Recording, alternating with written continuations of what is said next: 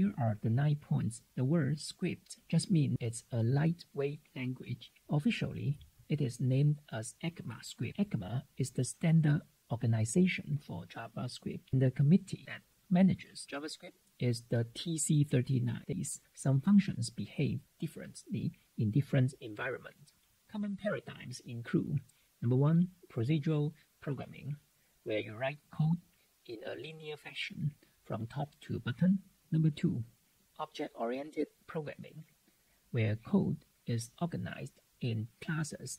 Functional programming, which organizes code into functions. And JavaScript is a multi-paradigm language. JavaScript is backwards compatible. That means updates will break the old code. Transpiling means to translate new features into old code so that old engines can understand. We can achieve this by using Babel.js. Polyfill means you can define this function in your program manually. JavaScript code is passed by the JavaScript engine, optimized by the just-in-time compiler, finally executed by the JavaScript virtual machine.